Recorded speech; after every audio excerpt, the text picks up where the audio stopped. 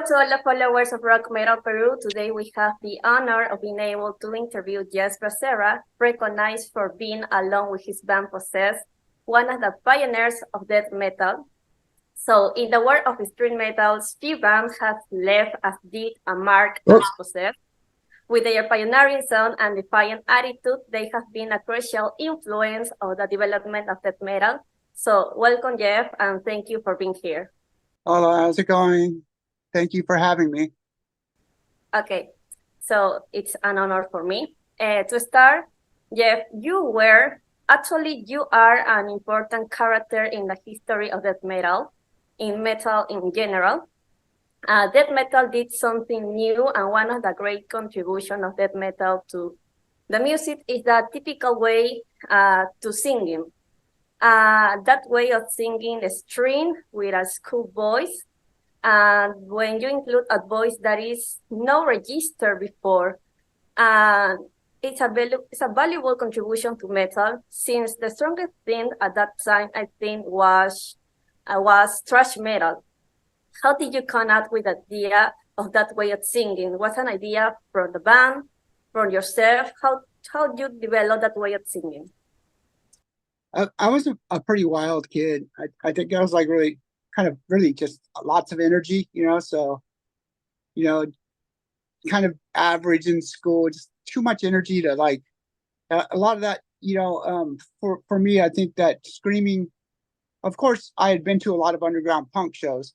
I had found that they had this kind of cathartic yelp that, and I thought that was great, like it seemed like it was really, cathartic and coming from the soul.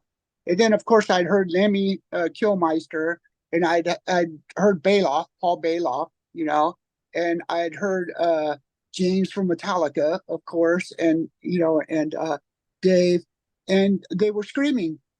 But what I noticed, those bands aside, at that time, thrash metal, there were like a few really hard thrash bands like Slayer, and which I never really even heard Slayer until after I wrote Seven Churches. So that's a whole nother story. But with the exception of a few of the hardest and heaviest thrash bands, back then thrash was essentially just a step above hair metal in a way, and I know I'll catch hate for saying that, and there's nothing wrong with that, but everybody was saying like, oh, we're so heavy, we're so evil. I was like, it seems so obvious that everybody would come up to that line and stop, because I guess Christianity and things like that, and it just seemed really obvious just to kind of blow past that line and just go way over the top. And at that time, it was very, very far over the top, almost too far, probably too far. In fact, I think in a lot of ways that's why Possessed never really got famous, is because it was too much too fast. And then by the time it got normalized, people want to forget the roots and say, look at me. And so it was just, and also because I don't think I play the game right, but yeah, we were just rebellious. I still am. I like doing things my way. And also, of course, back then in the San Francisco Bay Area underground, it was taboo. I talk a lot, sorry. Taboo to plagiarize people. Like we couldn't go out there and sound like Exodus. At that time, if you copied another band, there's just no way. Like people in the Bay Area underground, you had to be original or you would get no recognition at all. And so that was like my way of being special with the tools that I had, the talent that I had. And remember, I'm only 15 going on 16 at this age. So we were the young guys that were very crazy and were heavier than the other bands. And that was, I never planned on stepping outside of the Bay Area scene. I would have been happy just to be recognized here in the Bay Area, so that's how I that was my my shtick, my hook, so yes, that's my way in. Yes, now talking about your first album, that is Seven Churches, that was released in November 4 in 1985, which is and will be the most influential album and one of the three best in the history of death metal. So this album marked the beginning of absolutely everything. Did to its rhythm and also the power that were new to that time. And also, I know that you were like 16 years old when you recorded Seven Churches. You were very young. So Yeah, how Larry was did 15. okay. Okay. I was How did 16, Larry was 15. okay. How did Seven Churches come about? The lyrics, the compositions. What is the story behind Seven Churches? Well, okay, I grew up very Catholic. For a time, I wanted to be a priest even. So I know the Bible. I've read the Bible a lot. And Okay. I really started at a very early age. Probably it was still when I was in catechism. I was really questioning my faith. It seemed like bullshit to me. Like it seemed like, when people try to hard press you into a belief and don't let you think, and that was very constricting to me. And I was bright enough, luckily, to know, that I didn't like the brainwash. So very early on, I truly believed in God. I said, I want to Oh, get rid of all this brainwash, and then I'll meet the real God. I'll know the bullshit from the real. So I take all the human stuff out, and there was nothing there. So and it was very sad. I felt like like I lost my best friend. You know what I mean? And then I became really angry about that, and then I just I was reading a lot of Revelations, and I said, this, I could kind of salvage something out of this mess. And I was reading a lot of Edgar Allan Poe, and Stephen King, and just all the horror I could get my hands on, watching the black and white creature features and the horror. And I just you know I was an angry teen, and I think I'm still an angry 55-year-old. I feel like that was my way to rebel against the brainwash. Like, to me, I know this sounds like I'm preaching, but it seems really sad that people, they get stuck in their heads, and they they they have this fantasy that there's this man in the sky that just watches them 24 hours a day, and that they're born with this disease called sin, and all they can do is beg in their head and hope they beg enough to go to this magical kingdom in the sky. And I guess if that brings people joy, that's great. I don't hate Christianity. I just like freedom, and death metal was also my way out of in the late 70s. Started my first band in 79. It was in the early 80s. It was a Great Depression. It was an economic depression. So there weren't many jobs. There weren't any jobs. You could join the steel mill, but then the steel mill went bankrupt. And so we stood they would pay us, $12 to stand on the picket line for 12 hours. So we just drink beer and picket, and strike. And then there was Chevron Oil. You could join the military. You could join a street gang, or you could join the army. And none of that appealed to me. So I started a band and just invested everything into that, even though everybody was saying, you need a backup plan. I had no plan B. Like, that was my way out of the ghetto, I guess. So, yeah. yes, actually, Seven Churches has been described as connecting the dots between thrash metal and death metal, being very important in a development on death metal style and also as the first death metal album. But now, how do you feel about having a being reference band for many bands that are highly recognized nowadays? It's like I think, how did that happen? Like, it seems miraculous and fantastic. It's Okay. and it's also very humbling, in a lot of ways. And yeah, definitely the first wave of death metal was very thrashy. If you listen to the Morbid Angel first demo, or the Cannibal Corpse first demo, or Early Death, even Scream Bloody Gore, there are hard elements of thrash in it. And I think that is the distinction of first wave death metal has hard elements of thrash. Now it changes, like, and a lot of people say that only Florida is real, because they were so successful, and they made such a huge impact, and which is wonderful. But then I think people forget that New York has a completely different sound than California or Florida. And that's how it goes. And I think a lot of people, Death was so successful that they really kind of put a punctuation mark on it. But there's all kinds of death metal, you know, and I not only recommend people listen to Death and Florida death metal, but also New York and also California and Finland and European and all the Hispanic and you know, everywhere, because there's so many different flavors. And I think it's important not to just recognize Possessed or any other band, but all bands, because it would die as a genre if it got too focused. You know what I mean? It has to be a bigger, wider definition of death metal, or it will literally die. And it has almost died a few times. So I would rather Possessed never had been born than to see death metal go away as a genre, you know. So, Yes. So I think after I strayed on the question. don't worry. So after the release of Seven Churches, Possessed continued to produce influential music on albums such as Beyond the Gates and also The Eyes of Horror. So could you talk about a little bit about the evolution of Possessed sound over the course of these albums and what you think their impact was on the metal scene at that time? I think that Seven Churches was nice and heavy. The reason that I started Possessed is because I wanted to go heavier. I think when the majors started looking at us, we started to go a little bit more towards the commercial side. And in me, I wanted to stay heavy, you know, and there was a lot of discord happening in the band, even though I love those albums and I'm very proud of them.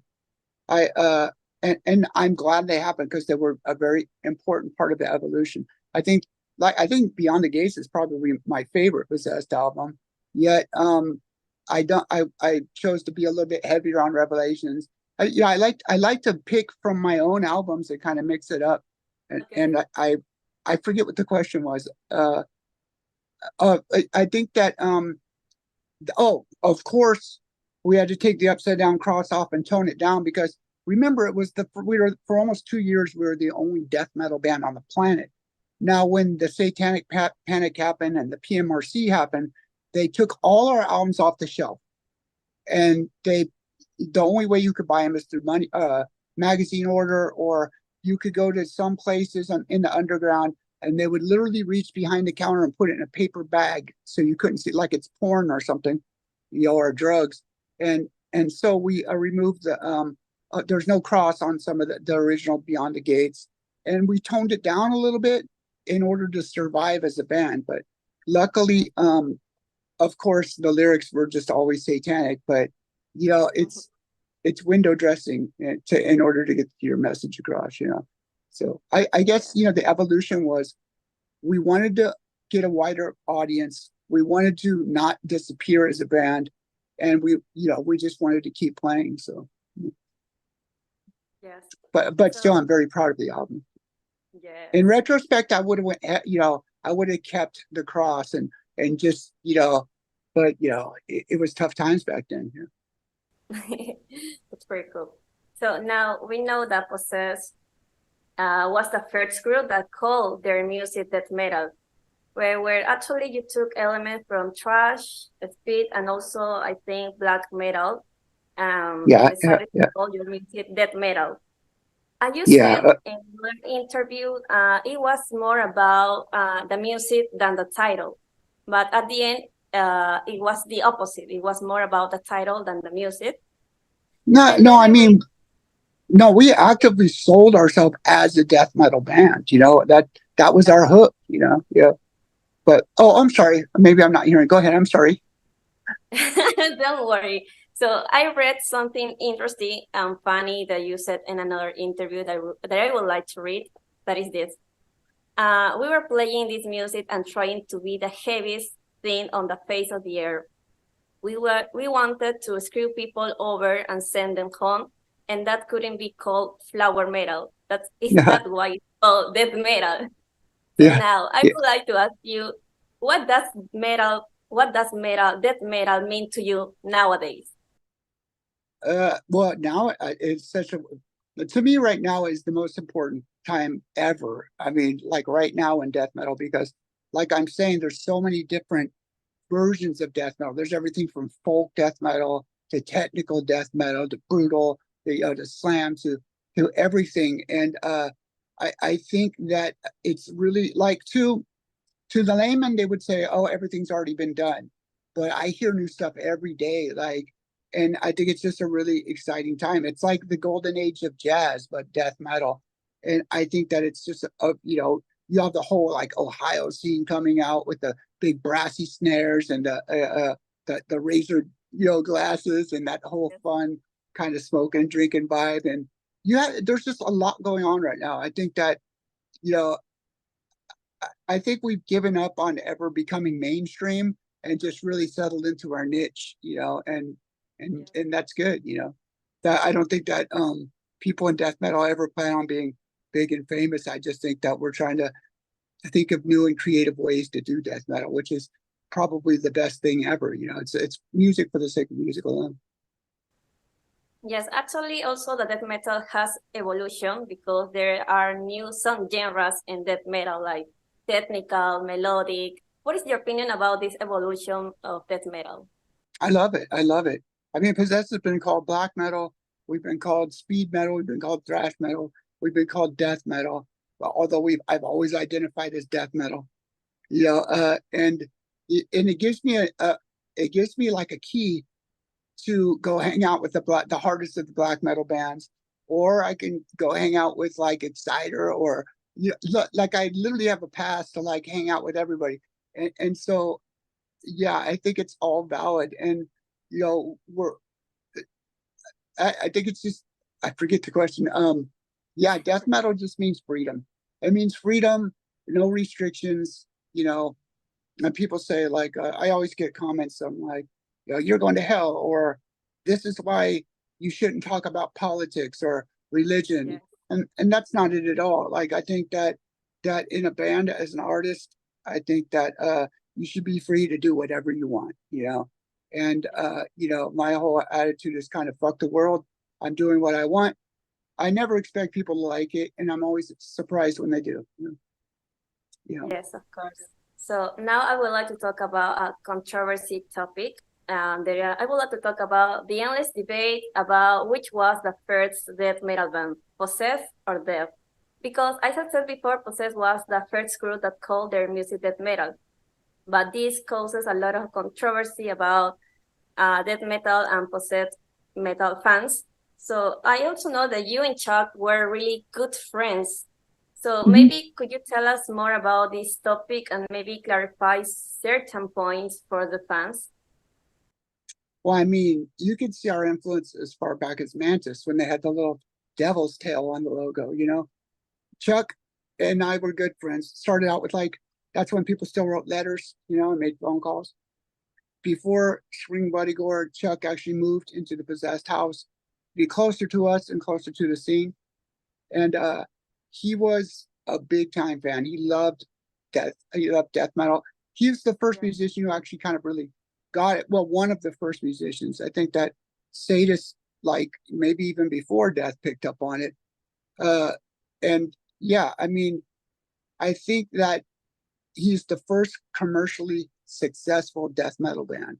And I would say that he created the Floridian sound, the Florida sound. So he got the idea from me, but he ran with it and made it his own. And I think that that's equally as important as Possessed. I don't think that death metal is a genre. You can't have a genre with one band. And I think that his success really helped to for it to flourish, especially during the 90s when like grunge came out. I got shot, and so I disappeared. When grunge came out, and remember, Possessed is like this big, Death is like this big. You know what I mean? So yeah, he was very successful. And I think that did a lot. Same with like Morbid Angel. Same with Cannibal Corpse. So I think it's very. I loved Chuck. There was never any competition at all. We were always just friends. We were excited to be playing, and we were excited about the genre. Yes. So now the band broke up in 1991. Wait. But who owns the death metal copyright? 1983, Jeff Becerra. So yeah. Okay. Okay. As I was telling you, the band broke up in 1991. Then you reformed Possess in 2007, with you only being the original member. No, we broke up. We broke up in, I think, 80. Was it 87 or 80? Because I got shot in 89. So okay. I think that trio tried to come back, without me while I was in the hospital. And it was cool, but it wasn't the same. It sounded like garage band Morbid Angel kind of, it didn't sound like Possessed. It was really good though. And then he quit again. And then I came back after I got well. So yeah, so he did do a demo in 91, I believe, so without me. Yeah. Yes. Then you returned in 2007 with the support with all your friends and all members of Possess. Yeah. So how did it feel to return to the stage after a long time and see that reception from all your fans who were waiting for you for a long time? It was terrifying. In fact, I think that's one of the reasons I didn't come back for a while. It was absolutely terrifying, the first gigs, because being in a wheelchair and not playing bass, and I don't think that being in a wheelchair would have flown. I know it wouldn't have in the early and mid in the 80s. It would have never flown. I think that people as a whole have grown a lot in their accepting of other people, and death metal very early was mostly a white person thing, and so yeah, I used to kind of hide the fact that I was Mexican, but I think that with the success of death metal, it became so much better and so much more inclusive, and so yeah, I was really worried that I'd go out there and people would just laugh at me or whatever, because I'm in a wheelchair, and I'm sure they do, and that's fine, but they didn't, and it was crazy, and I was hooked. I was back, but I'd always wanted to come back, and after college and having my kids and doing the things that I needed to do, because I wouldn't want to wake up and be 55 and have done nothing but death metal. I had to do what I needed to do. I had to get my mind right after the injuries, and so when I came back, it was like riding a bike. Everything just came back, except that it came back, I think, better. Like it feels better now. Yes. So now you return to Peru after a long time too, because it has taken you like 11 years for you to return to Peru, since your last visit was in 2013. Yeah, I love Peru. Yes.